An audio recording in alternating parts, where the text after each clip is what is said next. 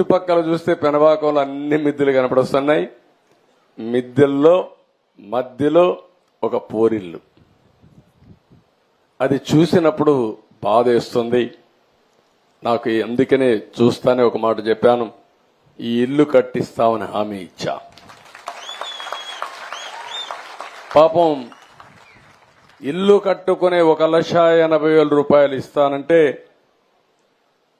ఇల్లు కట్టుకునేది కూడా నాకు చేత కాదు, మీరే కట్టించండి అని అంటే నేను చెప్పాను 3 ఎకరాల 8 సెంట్లు ఏదో భూమి ఉంది, ఇమ్మీడియట్ గా ప్రారంభించి ఇల్లు కూడా కట్టిస్తానని స్పష్టమైన హామీ ఇచ్చా. ఇల్లు కట్టించే బాధ్యత తీసుకుంటాం. ఇక్కడికి వచ్చినప్పుడు నేను మీ అందరికి విజ్ఞప్తి చేసేది, ఇలాంటి వాళ్ళు రాష్ట్రంలో చాలా మంది ఉన్నారు. ఇలాంటి పేదవాళ్ళను ఆదుకోవడమే ఈ ప్రభుత్వం యొక్క ప్రధాన లక్ష్యం.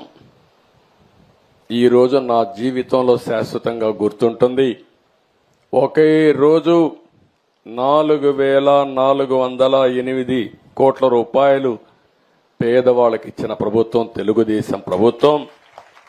దీన్ని లెక్కేసుకుంటే సంవత్సరానికి 33,100 కోట్ల రూపాయలు పేదవాళ్లకు ఒక్క పింఛన్లోనే ఇస్తున్నాం. పింఛన కార్యక్రమంలో 33,100 కోట్ల రూపాయలు మీకు ఇవ్వబోతున్నాం.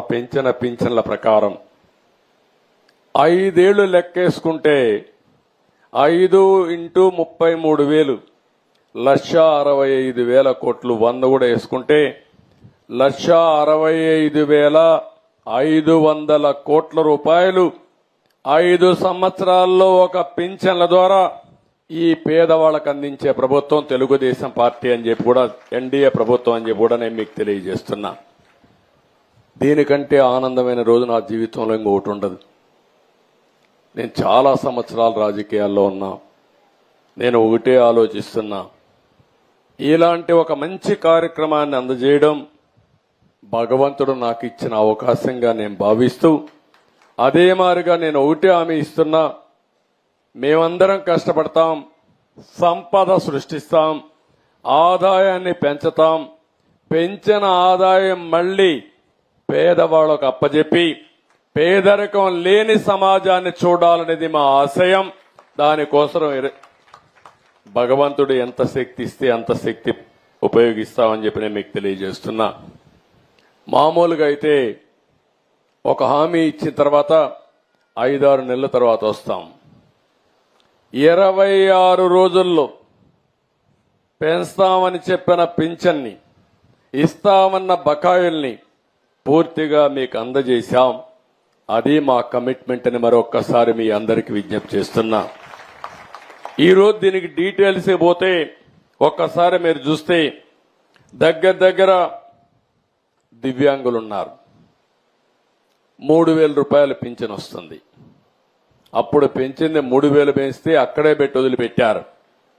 అందుకనే ఈరోజు దివ్యాంగులకి 6,000 రూపాయలు పింఛన్ పెంచామంటే 3,000 నుంచి ఒకేసారి 6,000 రూపాయలు చేసిన పార్టీ ప్రభుత్వం ఈరోజు ఎన్డీఏ ప్రభుత్వం.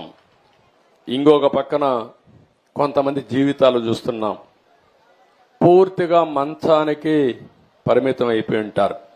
వాళ్ళకి అనేక సమస్యలు. ఒక యాక్సిడెంట్ లో ఇదైతే ఇంకా వాళ్ళకు ఒక ఇంట్లో ఒక మనుషులు సేవ చేయాలి. అలాంటి వాళ్ళు చాలా మంది ఉన్నారు.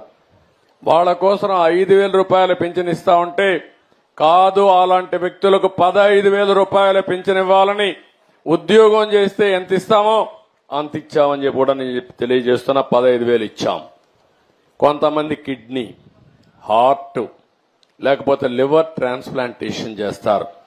ఇంకొక పక్క తలసేమియా ఇలాంటి వ్యాధులు వచ్చి ఎప్పటికప్పుడు ఈ యొక్క బ్లడ్ కూడా తీసుకొని ఎప్పటికప్పుడు ట్రాన్స్మిషన్ చేసుకోవాలి.